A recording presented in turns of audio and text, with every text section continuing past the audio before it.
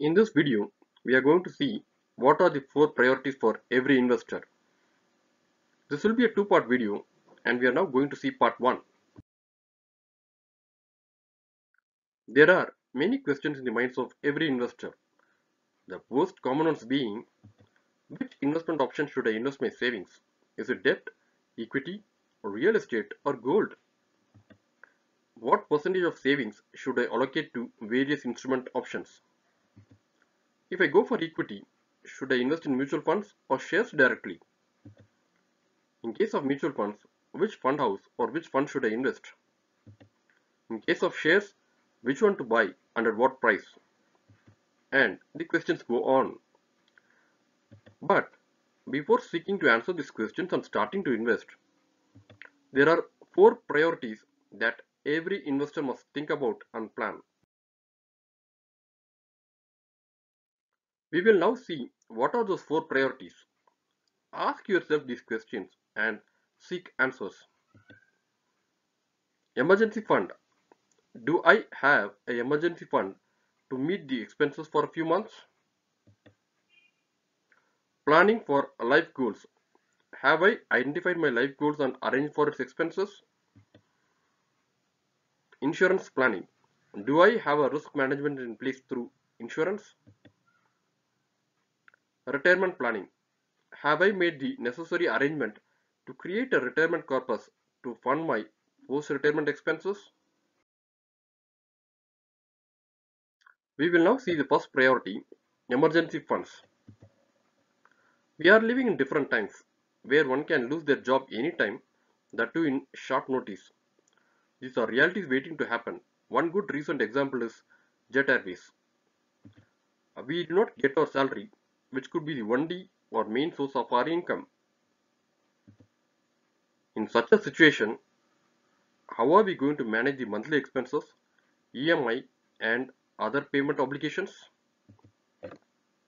At such times, one needs to work with determination to come out of the crisis while looking for alternative jobs or income without the pressure of not having money for monthly expenses.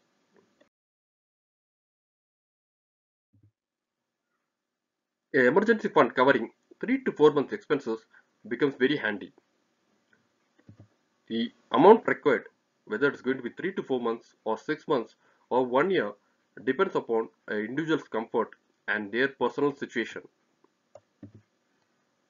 To create this emergency fund, one should be aware of their monthly expenses. Tracking expense for a few months will give a fair idea of monthly expenses. Put this emergency fund in a fixed deposit and renew it periodically.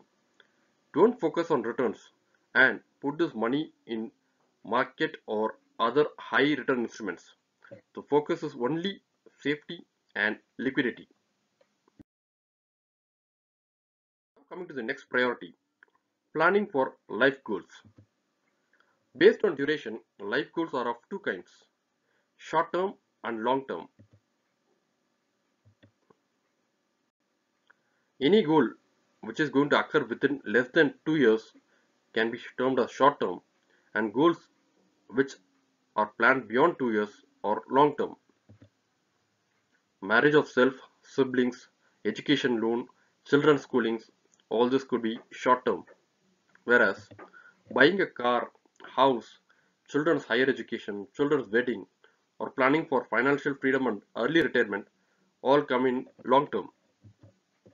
Please note that long term goal for one could be short term goal for another. Let us now understand more about life goals. Life goals are definite occurrences in our life and are known in advance. The expenses and the timeline for these goals are known in advance.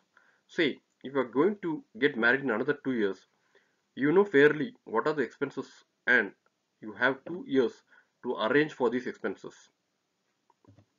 This makes easy to plan and prepare for life goals in advance. So how do I prepare? Life goals are unique to everyone. As I told you in the earlier slide, what is short-term goal for one could be long-term for another. Also, no two persons could have the same goals. List out your life goals, both short term and long term. Identify at least three in each of them. Estimate the expenses for the life goals. For the goals that were identified, estimate the amount needed. Arrive at your monthly savings.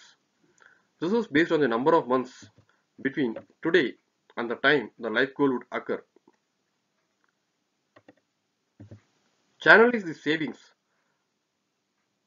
through a recurring deposit in case of short term and mutual fund SIP for a long term. For short term milestones, recurring deposit is safe. For a long term, mutual fund may be a good option but not mandatory. Thank you very much for watching this video with patience. In the next part, we will discuss about insurance and retirement planning and also some action items to initiate these four priorities. Subscribe to my YouTube channel so that you don't miss any of my videos on personal finance and stock markets.